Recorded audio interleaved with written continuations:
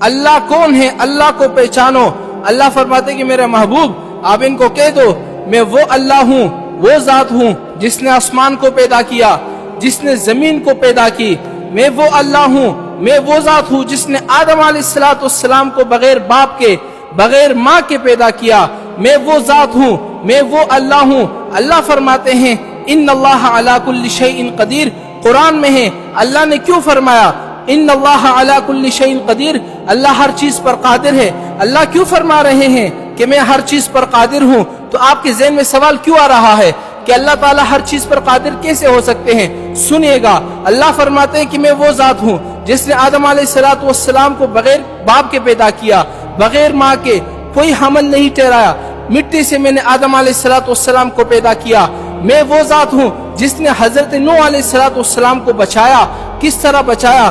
اللہ تعالیٰ نے حکم دیا نوح علیہ السلام کو تم کشتی بنانا شروع کر دو۔ نوح علیہ السلام نے 950 سال تک دعوت کی، تقریباً 80 سے 83 لوگ مسلمان ہو گئے، نوح علیہ السلام پر ایمان لے آئے، اور باقی لوگ ایمان نہ لائے، اللہ پر انہوں نے ایمان نہیں لایا۔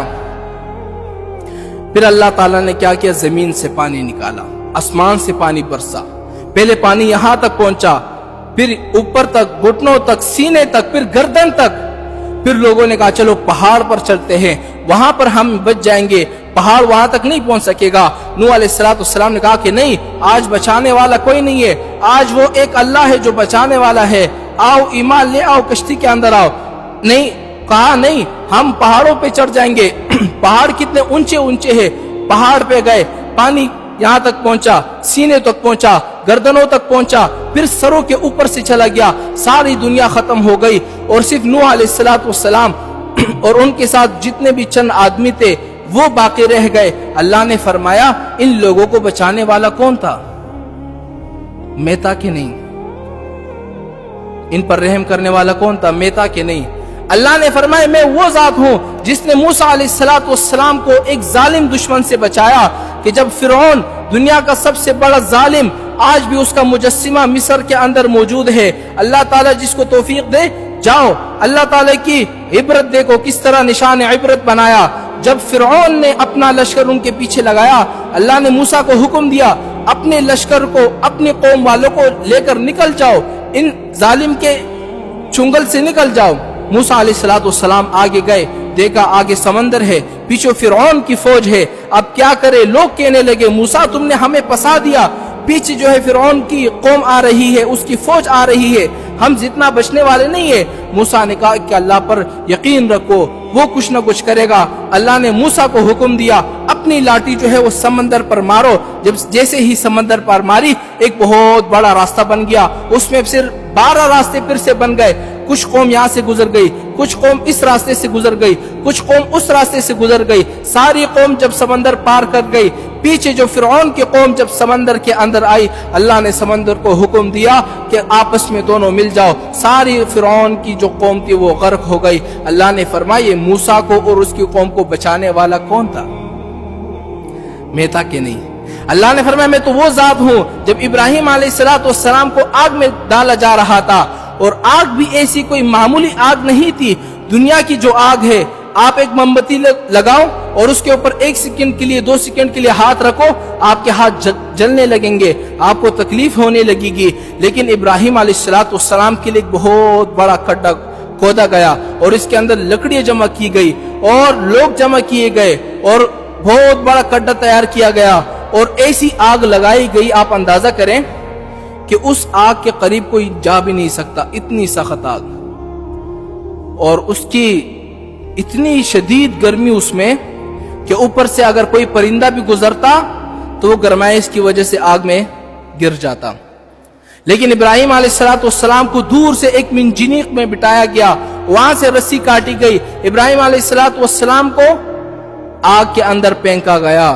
اللہ نے فرمایا ابراہیم علیہ السلام 1 سیکنڈ کے لیے 2 سیکنڈ کے لیے آگ میں نہیں رہے، بلکہ 1-2 دن نہیں، 10 دن نہیں، 20 دن نہیں، 35 دن نہیں، بلکہ پورے 40 دنوں تک میں نے آگ کے اندر اس کی حفاظت فرمائی۔ یہ حفاظت کرنے والا کون تھا؟ اللہ نے فرمایا ان اللہ علی کل شیء قدیر، میں تو ہر چیز پر قادر ہوں۔ आगे आ जाओ। अल्लाह ने फरमाया मैं वो ज़ात हूँ, यूनुस अलैहिस्सलाम को मैंने मछली के पेट के अंदर 40 दिनों तक पाला। अगर आप मछली के पेट के अंदर चले जाओ 3 मिनट तक 10 मिनट तक आपका सारे जिस्म के टुकड़े आज़ा खत्म हो जाएंगे, लेकिन अल्लाह फरमाते हैं मैंने यूनुस अलैहिस्सलाम को मछली के पेट के अंदर 40 दिनों तक पाला। ये पालने वाला कौन था? मैं था। अल्लाह फरमाते फिर भी शक करते हो क़यामत के अंदर कि तुम्हें पैदा किस तरह किया जाएगा? अल्लाह ने फरमाया मैं वो ज़ात हूँ जिसने सुलेमान अलैहिस्सलाम को पूरी दुनिया की बादशाहत दे दी। हवा उनकी कंट्रोल में, जिन्नात उनकी कंट्रोल में। ये सब काम करने वाला कौन था? अल्लाह फरमाते मैं था। यूसुफ अलैहिस्सलाम को देखो, यूसुफ अलैहिस्सलाम को जब छोटे थे उनको बेच दिया गया, गुलामों की तरह रखा गया। फिर जब बड़े हुए कैद खाने के अंदर रखा गया, जेल के अंदर डाला गया। अल्लाह फरमाते हैं इन गुलाम, जब ये पहला गुलाम था फिर जेल के अंदर था, इस जेल से लेकर मिस्र तक, फिर मिस्र के बादशाह बनाने तक ये कौन करने वाला कौन था? मैंने यूसुफ अलैहिस्सलाम को पूरे मिस्र का बादशाह बना दिया। ये बादशाह बनाने वाला कौन था? अब अल्लाह ताला की एक और कुदरत देखो। ऐसा तो नहीं कहा अल्लाह ने इन्नल्लाह अला कुल्ली शैइन कदीर, मैं हर चीज पर कादिर हूँ। कैसे कादिर हूँ? अब पैदाइश पर आ जाओ। इंसान की पैदाइश, जानवरों की पैदाइश अल्लाह ताला ने किस किस तरीके से की है। अब जरा इस बात पर गौर करना। आदम अलैहिस्सलाम को अल्लाह ताला ने किस चीज से पैदा किया? अरबा अनासिर से, यानी 4 चीजों से, आग, पानी, मिट्टी, हवा, इन 4 चीजों से मिलाकर आदम अलैहिस्सलाम को पैदा किया।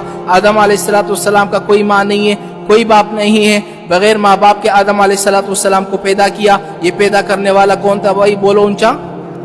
अल्लाह। अल्लाह फरमाते कि मैं वो ज़ात हूं कि फरिश्तों को मैंने नूर से पैदा किया है। मैं वो ज़ात हूं कि मैंने इब्लीस को किससे पैदा किया? आग से। मैं वो ज़ात हूं कि हजरत हव्वा अलैहिस्सलाम को मैंने आदम अलैहिस्सलाम की बाईं पसली से पैदा किया। यानी हव्वा का कोई माँ नहीं है, कोई बाप नहीं। यहाँ से आदम अलैहिस्सलाम जिंदा है, सोए हुए हैं, यहाँ से हव्वा अलैहिस्सलाम को पैदा किया। हव्वा का मतलब क्या होता है? जिंदा इंसान से निकाली गई। क्या वो जिंदा इंसान से नहीं निकली? तो इसलिए तो उसको हव्वा कहा जाता है। अल्लाह फरमाते मेरे कुदरत पर गौर करो, अपने ऊपर गौर करो। जब 2 जोड़े मिलते हैं, जानवरों के 2 जोड़े मिलते हैं, एक मर्द मिलता है, एक मादा मिलती है, उससे कोई जानवर का बच्चा पैदा होता है। अगर इस तरह परिंदों को ले लो, एक नर को ले लो, एक मादा को ले लो, जब ये दोनों मिलते हैं उनसे परिंदे का बच्चा पैदा होता है। इसी तरह जब मियाँ बीवी मिलते हैं, आपस में मिलते हैं, शोहर बीवी आपस में मिलते हैं, इनसे इंसान का बच्चा पैदा होता है। ये पैदा करने वाला कौन है? अल्लाह। अब आगे गौर करना, आपके जहन में ये सिर्फ ये होगा कि जब मियाँ बीवी मिलते हैं उनसे बच्चा पैदा होता है। अल्लाह फरमाते नहीं, मेरे कुदरत पर गौर कर। मैंने ईसा अलैहिस्सलाम को किस तरह पैदा किया? उसका बाप नहीं था, सिर्फ मरियम अलैहिस्सलाम के पेट से पैदा किया। यानी ईसा अलैहिस्सलाम का कोई बाप नहीं था। अल्लाह ने फरमाया ये सब काम करने वाला कौन? अल्लाह। ये सारे पैदा करने वाले कौन है? अल्लाह। सारी दुनिया के निजाम चलाने वाला कौन है? अल्लाह है। सारी मखलूक को पैदा करने वाले और उनके मौत देने वाले कौन है? अल्लाह। और हर चीज का इख्तियार किसके पास है? अल्लाह। अल्लाह कहते हैं इन्नल्लाह अला कुल्ली शैइन कदीर, मैं हर चीज पर कादिर हूँ।